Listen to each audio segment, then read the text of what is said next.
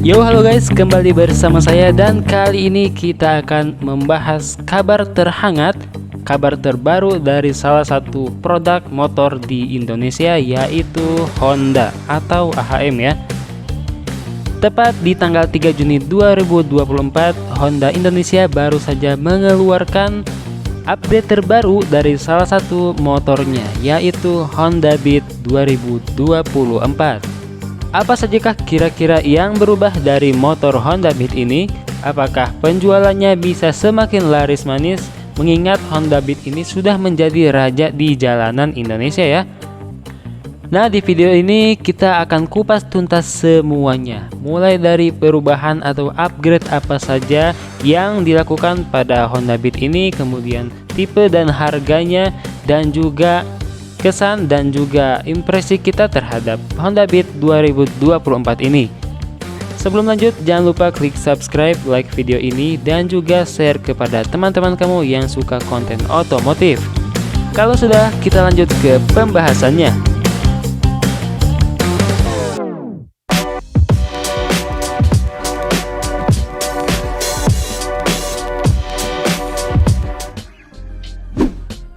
Sudah kesekian kalinya AHM atau Honda Indonesia melakukan upgrade pada salah satu motornya, terutama pada Honda Beat ini ya. Dan kali ini di tahun 2024 ini lagi-lagi AHM melakukan upgrade terhadap Honda Beat ini. Namun apakah facelift kali ini akan membuahkan hasil yang memuaskan, atau apakah banyak perbedaan dari versi sebelumnya? Mari kita bahas satu-satu ya. Yang pertama, kita akan membahas perubahan yang terjadi secara umum ya, secara menyeluruh terhadap motor satu ini. Yang pertama mengenai desainnya tentunya. Desain dari motor ini memang terlihat berbeda ya dari versi atau generasi sebelumnya. Walaupun menurut saya ini tidak terlalu banyak berubah. Secara impresi ya mungkin ada perubahan tapi tidak terlalu signifikan. Terlihat dari desain bodinya yang masih ramping, dan juga sekarang terlihat tidak terlalu kaku, tidak terlalu meruncing dari versi sebelumnya ya.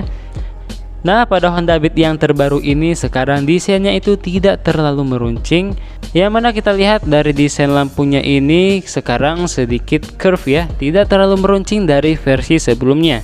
Yang mana ini mengingatkan saya sama motor-motor listrik yang lagi trending sekarang. Pada desain lampu bagian depannya ini agak terpisah ya, sedikit terpisah lampu sen dengan lampu utamanya. Dan di bagian depannya itu ada sedikit hiasan seperti DRL. Tapi ini bukan DRL ya, cuman ada lampu sen biasa yang masih bohlam. Sedangkan untuk lampu utamanya atau headlampnya itu sudah LED. Begitu juga dengan stop lamp di bagian belakangnya mengalami perubahan, tapi ya jujur saya lebih suka di versi sebelumnya ya, yang lebih sporty dan juga lebih runcing. Namun di versi ini terlihat sekarang lebih kalem, lebih simple. Namun juga kalau kita lihat ketika lampu stop lampnya menyala, ini terlihat lebih keren sebetulnya. Kemudian di versi 2024 ini dek dari motor ini juga sedikit lebih luas, yang mana pada bagian kompartemen depannya juga itu sedikit lebih dipush ke depan sehingga membuat ruang di dek depannya itu lebih luas. Dan sekarang pada spakbor belakangnya itu sekarang lebih simple, tidak ada lekukan-lekukan yang tajam dan juga tidak ada lampu penerangan plat nomor belakang. Sekarang lampu penerangannya itu sudah menyatu dengan stop lamp. Upgrade yang selanjutnya itu terjadi pada bobotnya, yang mana di generasi sebelumnya bobotnya itu ada di 90 kg dan sekarang itu menjadi lebih ringan, yaitu ada di berat 87 kg. Nah, yang membuat bobotnya itu lebih ringan itu ada beberapa hal ya. Yang pertama itu karena sekarang mesinnya itu sekarang lebih ringan, walaupun memang secara volume masih sama, yaitu 110 cc. Yang kedua itu dengan dihilangkannya atau tidak dipasangnya kickstarter pada motor ini, walaupun tetap ada ya di versi CBS-nya. Dan faktor terakhir yaitu sekarang behel bagian belakangnya itu tidak terbuat dari besi lagi, melainkan full plastik yang dibalut dengan karbon-karbon seperti biasa.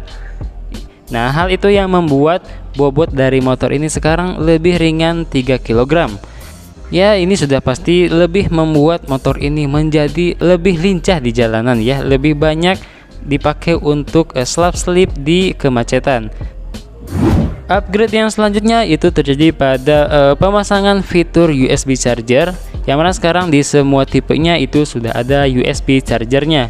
Walaupun memang kita tetap harus membeli konektor ataupun adaptornya, karena USB chargernya ini belum versi atau tipe A, jadi harus beli konektor atau adapternya dulu.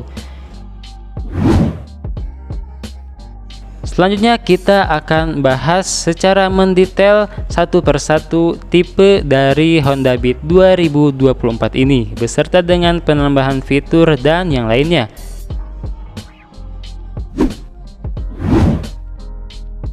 Yang pertama yaitu tipe yang tertinggi, ada tipe Deluxe Keyless. Perubahan yang terjadi pada tipe tertinggi ini ya tentunya pada desain ya, yang sudah kita bahas sebelumnya. Kemudian yang kedua adanya penambahan Smart Key System. Ya, sekarang Honda Beat 2024 sudah memiliki tipe yang Smart Key System yang punya keyless, tidak pakai kunci yang dicolok-colok lagi.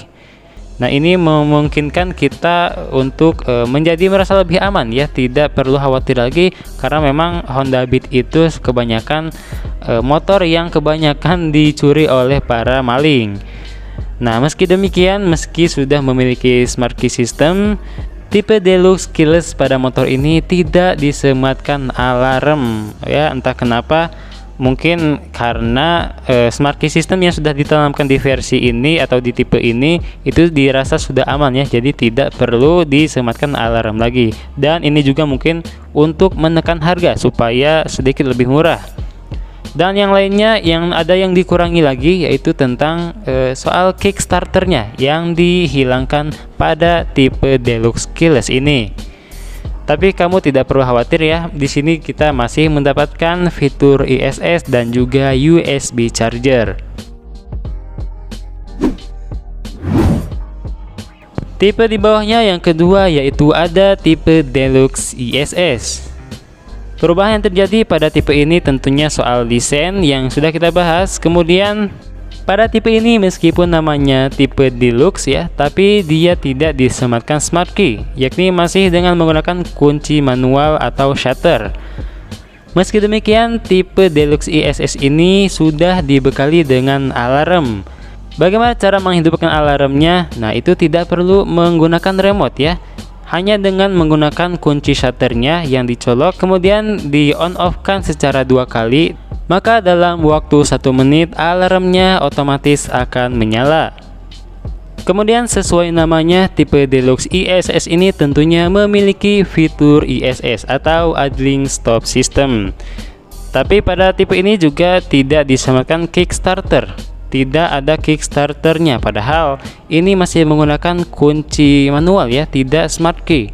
Namun entah kenapa ini Kickstarternya dihilangkan. Tapi kita tidak perlu khawatir, ini di tipe ini masih disematkan USB charger. Di tipe yang di bawahnya lagi yaitu ada tipe CBS. Nah, tentunya secara desain ini sudah mengalami perubahan dan sudah kita bahas tadi.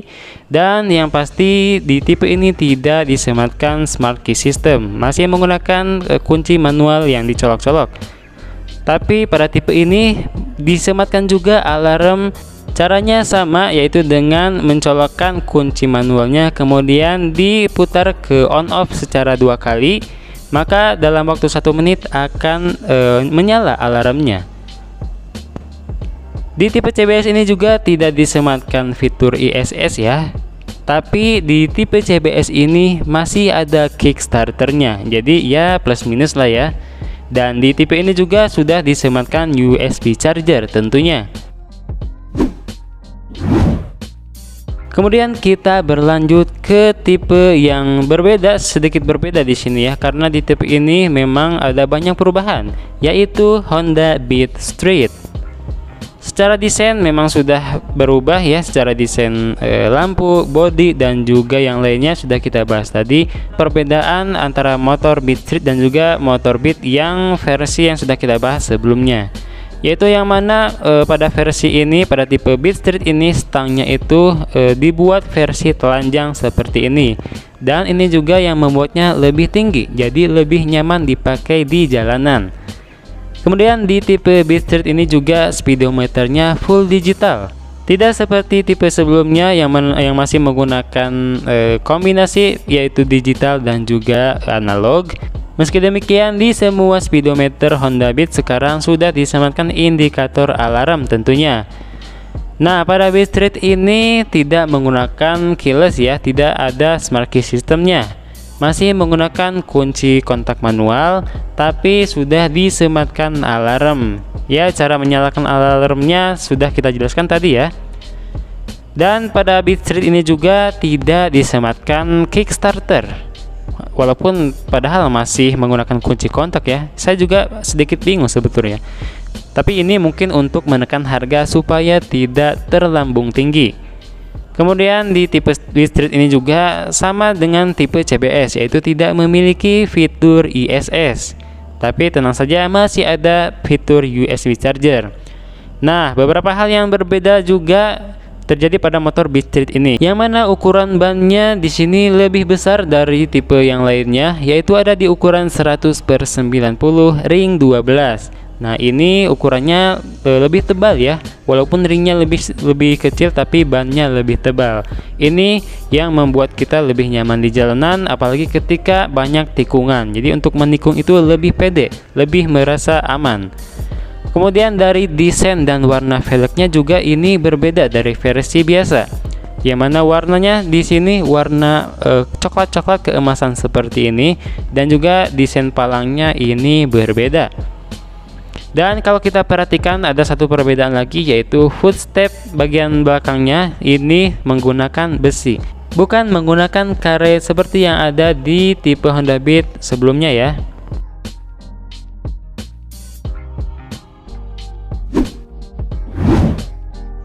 Itulah teman-teman impresi saya dan juga persepsi terhadap motor Beat 2024 kali ini, yang mana dilakukan upgrade oleh Honda, dan kita tidak tahu ya perubahan atau upgrade ini apakah akan berdampak baik pada nasib Honda Beat, yang mana Beat kan sekarang sudah menjadi raja jalanan ya. Di jalanan itu motor yang paling banyak itu pasti Honda Beat. Nah, sekarang silahkan tuliskan impresi kalian terhadap motor ini. Apakah lebih bagus dari sebelumnya atau justru kalian lebih suka pada generasi sebelumnya? Silahkan kita berdiskusi di kolom komentar. Dan jangan lupa share video ini ke teman-teman kalian yang suka konten otomotif, dan juga yang tidak suka konten otomotif silahkan dibagi ilmunya. Sekian untuk video kali ini, terima kasih sudah menonton sampai akhir. Salam otomotif and see you next time.